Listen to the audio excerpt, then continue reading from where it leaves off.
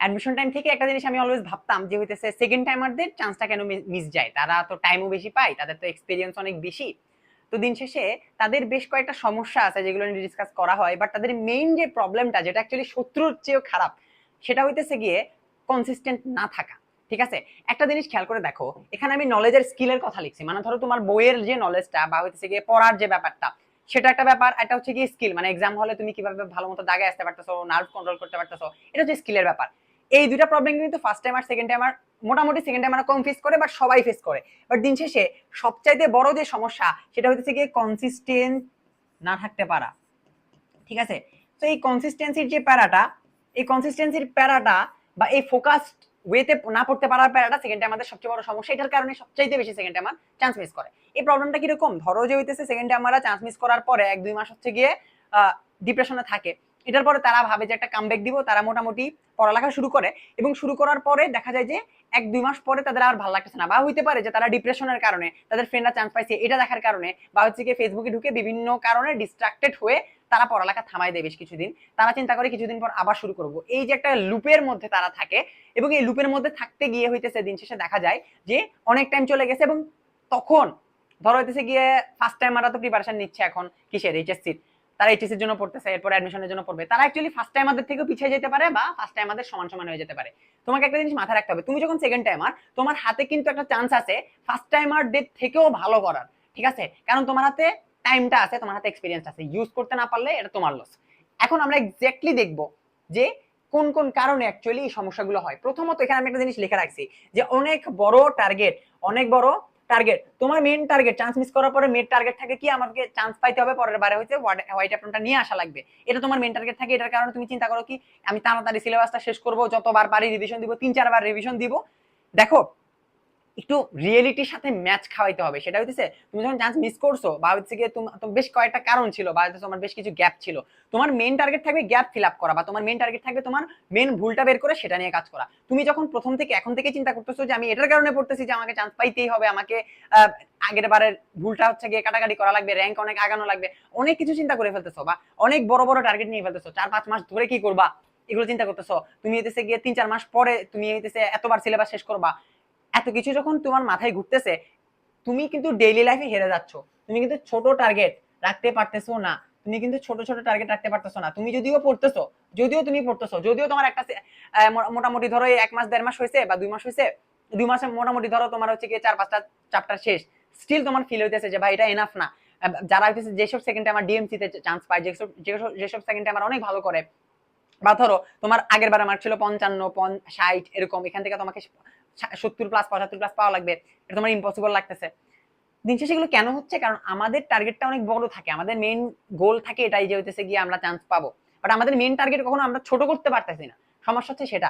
তুমি biology 24টা chapter শেষ করবা, এটা তোমার টার্গেট হইতে পারে, এটা তোমার এইম হইতে পারে, আর তোমার টার্গেট থাকবে কি 24টা চ্যাপ্টার আমি এই মাসের মধ্যে শেষ করব, বা 24টা চ্যাপ্টার আমার 24টা চ্যাপ্টার তো একসাথে একইভাবে শেষ করতে হবে না। আমি এইচএসসি সময় যে চ্যাপ্টারগুলো ভালো মতো পড়ছি সেগুলো আমি সবার লাস্টে পড়বো। আবার আমি যেসব চ্যাপ্টার একদমই টাচ করি না, এইসব চ্যাপ্টার আগে শেষ করি। যেসব চ্যাপ্টার মোটামুটি কম পড়া হয়েছে, যেখান থেকে আমি এমসিকিউ মিস করার চান্স বেশি, সেগুলো আগে পড়ি। তো ডেফিনেটলি তোমার টার্গেটটা হইতে হবে একদম ছোটখাটো, ছোট ছোট প্রত্যেক দরকার হলে তুমি ডেইলি টার্গেট রাখো। ডেইলি টার্গেটটা অনেক বেশি ইম্পর্টেন্ট এখানের মধ্যে। ডেইলি টার্গেট তোমরা কয়জন রাখতেছো আমি জানি না, বাট দিন শেষে ডেইলি টার্গেট বা প্রত্যেক দিনের টার্গেট যখন তুমি প্রত্যেকদিন ফিল আপ করতে পারতেছো, তুমি একটা ট্র্যাকে আসো।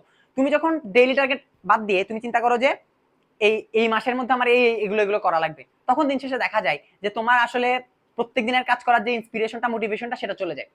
দিন শেষে দেখা যায় এগুলোর কারণে কি হইতেছে, এই অনেক বড় টার্গেট রাখার কারণে ট্র্যাক থেকে সরে যায়, কনসিস্টেন্সি সরে যায়, ফোকাস সরে যায়। এটার পরের যে টার্গেটটা বারবার তোমরা মোটিভেশন খুঁজো, ভাই হ্যাঁ ঠিক আছে চান্স মিস করছো বুঝছি, তোমার লাইফের অনেক বড় একটা প্যারা হয়ে গেছে, বাট এটার কারণে তোমার বারবার ধাক্কা কেন মারা লাগবে। মেইন কথা হচ্ছে এখানে তোমাকে বারবার কেউ হইতেছে গিয়ে কেন বলা লাগবে যে তুমি পারবা, তুমি পারবা, তোমার দিয়ে হবে, এই টাইপসের তুমি যখন আরেকজন থেকে স্টিমুলেশন খুঁজো, বারবার স্টিমুলেশন খুঁজো, তখন তুমি ট্র্যাকচ্যুত হয়ে যাওয়ার চান্স বেশি। না দেখো কিছুক্ষণ তোমার কেউ ঠেলছে, ঠেলার পরে তুমি হইতেছে গিয়ে পড়ছো টরছো কিছুক্ষণ, এরপরে তুমি আবার না ভাই আমার তো গা মানে নেতায় উঠছে, আমি হইতেছে গিয়ে পারতেছি না, আমাকে আবার ধাক্কা দেন, আবার কেউ মোটিভেশন দেন, এগুলো করা যাবে না। মোটিভেশনটা আসতে হবে ভিতর থেকে, মোটিভেশনটা আসতে হবে কি ভিতর থেকে। ভিতর থেকে মোটিভেশনটা কি, দেখো ওই যে আমি বলছি না, এই কথাটা আমি মানে অনেকবার বলছি, হ্যাঁ এই কথাটা বিরক্ত হয়ে যেতে পারো, যে কখনো একটা জায়গায় দাঁড়ায় থাকা কে ভয় পাবা, সবসময় একটা জায়গায় দাঁড়ায় থাকে ভয় পাবা, ধীরে ধীরে যাইতেছে এটাকে ভয় পাবা না। তুমি যদি একটা পাথরকে কন্টিনিউয়াস একটু একটু করে প্রত্যেকদিন ধাক্কা মারো, একদিন একদিন সেটা পড়বে। কিন্তু তুমি যদি পাথরটা দেখে এত বিশাল পাথর, ভাই আমি এক কাজ করি কিছুক্ষণ ঘুমাই নেই পাশে, এই কাজটা করো, দিন শেষে এটাই হচ্ছে কি ফেইলিওর আর কি, ঠিক আছে? সো দিন শেষে তোমার যেটা ম্যাটার করতেছে প্রত্যেকদিন তুমি কন্টিনিউয়াস এফোর্ট দিতে পারতেছো, সেটাই কনসিস্টেন্সি। তুমি একদিন অনেক বেশি পড়ে ফেললা, এক মাসে অনেক বেশি পড়ে ফেললা, এক উইকে অনেক বেশি পড়ে ফেললা, পরের মাসে গিয়ে পরের উইকে গিয়ে তুমি ডিপ্রেসড, তুমি হচ্ছে গিয়ে কি করছো, ওই যে দেখো গিল্ট ট্র্যাপ। তুমি ওই যে বললাম না আগের বারের ভুল, ধরো আগের বারে দেরিতে শুরু করছিলা, আগের বারে পরীক্ষা টরীক্ষা হইতেছে গিয়ে কম দিছিলা, বা আগের বারের যে ভুলগুলা ওগুলোর কারণে তোমার রাতের বেলা ঘুম হয় না। এখন রাতের বেলা ঘুম না হওয়ার কারণে তোমার দিনের বেলা পড়া হয় না, এবং দিন শেষে এগুলোর কারণে তুমি করো কি, এই যে তুমি হচ্ছে সুন্দর মতো সোশ্যাল মিডিয়ায় চলে যাও, স্ক্রল করতে থাকো, ইউটিউবে গিয়ে মোটিভেশনাল ভিডিও সার্চ করতে থাকো। দিন শেষে এগুলো করার পরে তুমি যখন ফিল করে দেখো যে কাজের কাজ কিচ্ছু হয় নাই, কাজের কাজ কিচ্ছু হয় নাই, কাজের কাজ হয় নাই, কাজের কাজ যখন হয় না তখন তোমার রিগ্রেটটা আরো বেশি বেড়ে যায়।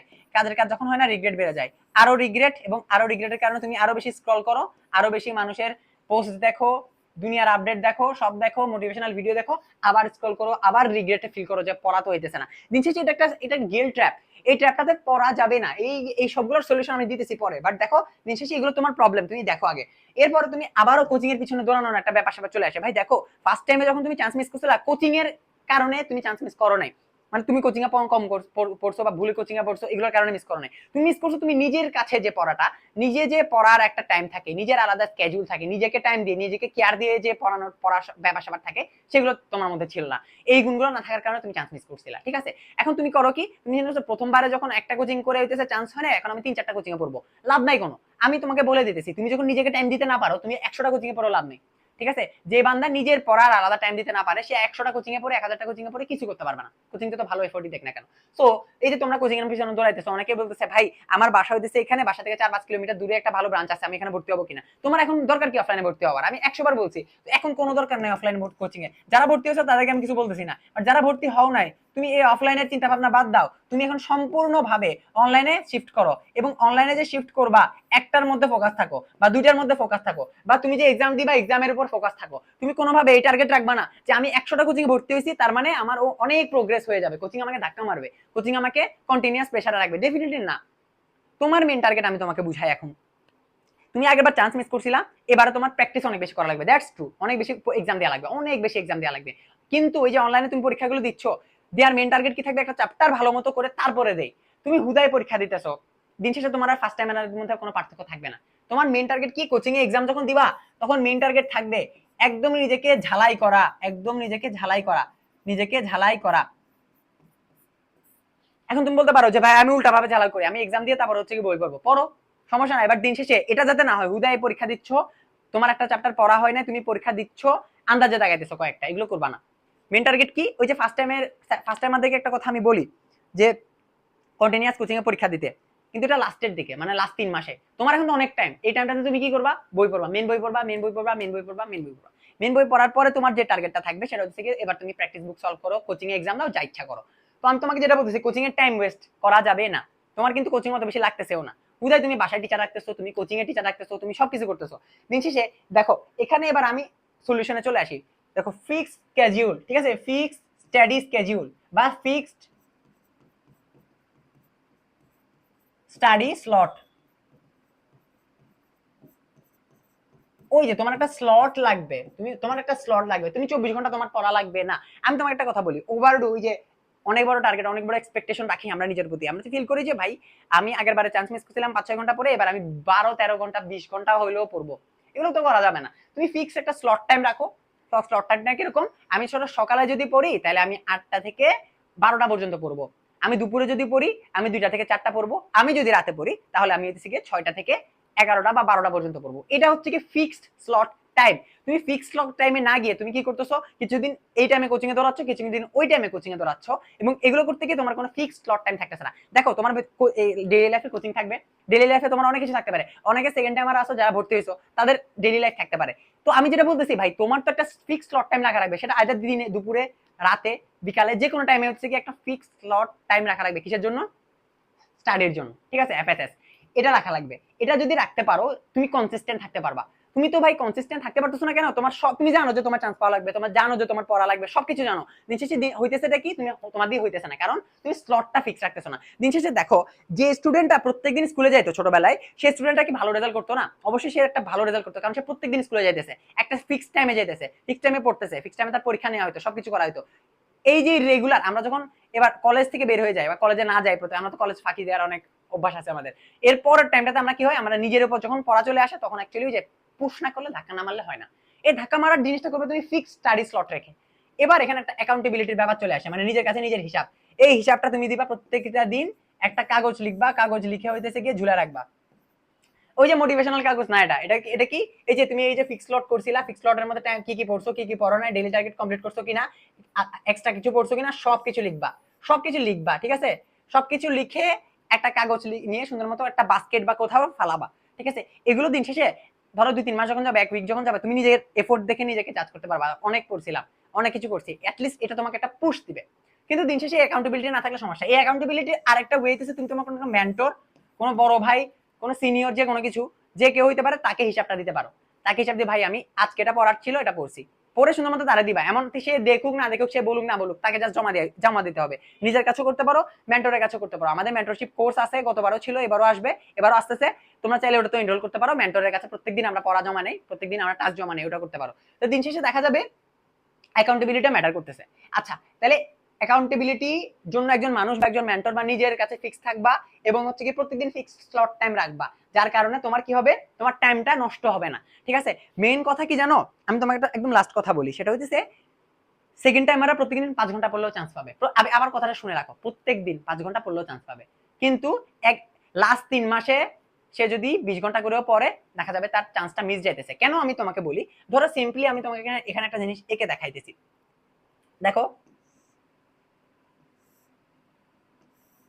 এটা একটা জিনিস, আবার একটা জিনিস হচ্ছে গিয়ে ধরো এটা, এটা, এটা, তুমি খেয়াল করে দেখো, এটা যদি টার্গেট হয়, আবার এটাও যদি টার্গেট হয়, কোনটা রিচ করা সহজ মনে হইতেছে? নিচে যে দেখো, এগুলো কিন্তু ছোট ছোট এফোর্ট, এগুলো কিন্তু ছোট ছোট এফোর্ট, বা প্রত্যেকদিন দেওয়া হয়েছে, প্রত্যেকদিন দেওয়া হয়েছে, তাহলে এখানে ডট কানেক্ট করা খুবই সহজ, এখানে ডট কানেক্ট করা খুবই সহজ। এখানে দেখো, একদিন এতটুকু এফোর্ট, একদিন এতটুকু এফোর্ট, একদিন অনেক বিশাল এফোর্ট, দিন শেষে লাস্টের দিকে আরো মানে বিশাল এফোর্ট। কিন্তু এখানে এত গ্যাপ, এত গ্যাপ বা এত গ্যাপ, যেগুলো ফিল আপ করতে তোমার খবর হয়ে যাবে, অনেক বেশি এনার্জি লাগবে, ঠিক আছে? এটাই হচ্ছে কি কনসিস্টেন্সির পাওয়ার। তোমার তো এই কনসিস্টেন্সির পাওয়ারটা লাগতেছে। তুমি দিন শেষে প্রত্যেকদিন 4-5 ঘন্টা যদি দাও, আমি এটা এর আগেই ভিডিও দিছি, অ্যাকচুয়ালি তোমরা 3-4 মাসে কি করবা বা 5-6 মাসে কি করবা, এক্সাক্ট এই ভিডিওটার আগের ভিডিওটা এটা, তোমরা এটা দেখে নিতে পারো। বাট আমার মেইন কথা হচ্ছে কনসিস্টেন্ট যদি থাকতে পারো, দিন শেষে তোমার প্রবলেমগুলো সলভ হবে। এই কনসিস্টেন্সির মাঝখানে তোমার অনেক প্রবলেম চলে আসবে, সোশ্যাল মিডিয়ার প্রবলেম চলে আসবে, হ্যান চলে আসবে, তেন চলে আসবে। বাট দিন শেষে দেখো, একটা কথা যদি তোমাকে বলি, সোশ্যাল মিডিয়ার ব্যাপার যদি বলি, ফার্স্টে আমাদেরকে আমি বলি যে ভাই তোরা একদম সোশ্যাল মিডিয়া অফ করে দে 3-4 মাসের জন্য, কোনো ব্যাপার না। বাট এখন তো কিন্তু হিউজ টাইম না, 5-6 মাস না? তো 5-6 মাসে তুমি কি করবা? 5-6 মাস ধরে কি সোশ্যাল মিডিয়া অফ রাখা যায়? অনেকে পারবা না। তো যারা পারবা না, তারা কি করবা? তারা একটা ওই যে আবার ফিক্স স্টাডি টাইমের মতো তোমরা ঢুকবা সোশ্যাল মিডিয়ায়, ঢুকে কিছুক্ষণ ঘাটাঘাটি করে চলে যাবা। আমি তো সেকেন্ড টাইম থেকে দেখি না যে খুব বেশি পোস্ট দিতে। তারা করে কি আমি জানি, তারা ফেসবুকে ঢুকে মাইন্ডসেট পোস্ট দেখে, যেসব ফ্রেন্ড চান্স পাইছে ওদের পোস্ট দেখে, এগুলো করে, ঠিক আছে? তো তোমার মেইন টার্গেট কি থাকবে? তোমার মেইন টার্গেট থাকবে, তুমি ওই যে ফিক্স স্টাডি টাইমটাতে পড়লা, 1-2 সপ্তাহ পড়লা, 2-1 দিনের জন্য ফেসবুকটা অন করলা, বা 2-1 দিনের জন্য সোশ্যাল মিডিয়া অন করলা, করে একটুখানি আপডেট নিয়ে বের হয়ে গেলা। তোমার মেইন টার্গেট থাকবে এটা। তোমার কিন্তু সোশ্যাল মিডিয়া আমি স্টিমুলেশন দিতে পারবো না, আমি কিন্তু এটা তোমাকে বলতে পারি না যে সোশ্যাল মিডিয়া তোমার রিওয়ার্ড, ঠিক আছে? সোশ্যাল মিডিয়া থেকে একেবারে ডিস্ট্রাক্টেড হওয়া দরকার নেই, মাঝে মাঝে ঢুকে যেতে পারো। আবার অনেকেই আইডি ডিলিট করে দেয়, এটা তো অনেক ভালো কাজ, কারণ আইডি ডিলিট বা ডিঅ্যাক্টিভেট করে দিলে একটা টার্ন কমে যায়, ঠিক আছে? আরেকটা জিনিস করতে পারো, যে সোশ্যাল মিডিয়ার যদি অনেক বেশি পেইন থাকে, সোশ্যাল মিডিয়া যদি অনেক বেশি মানে তোমার হচ্ছে গিয়ে এডিকশন থাকে, তুমি ক্রোম থেকে সোশ্যাল মিডিয়া ইউজ করতে পারো, ঠিক আছে? ফেসবুক, ইনস্টাগ্রাম সব ক্রোম থেকে ইউজ করবা। ক্রোম থেকে ইউজ করলে বিরক্ত লাগে ইউজ করতে, তো দিন শেষে দেখা যাবে তখন এই ডিস্ট্রাকশনটা কমতেছে। এখন তোমরা যদি কনসিস্টেন্ট থাকার আরো বেশি প্রবলেম ফেস করো, আরো কোনো সমস্যা থাকে তোমাদের, সেটা কমেন্টে জানাও, আমি ওটা নিয়েও ভিডিও দেবো, কোনো সমস্যা নাই। আর লাস্টলি আমাদের মেন্টরশিপ কোর্স খুবই খুবই মানে শীঘ্রই হচ্ছে আমরা অ্যানাউন্সমেন্টটা দিয়ে দিব, তো হচ্ছে গিয়ে তোমরা সেটাতে এনরোল করতে পারো।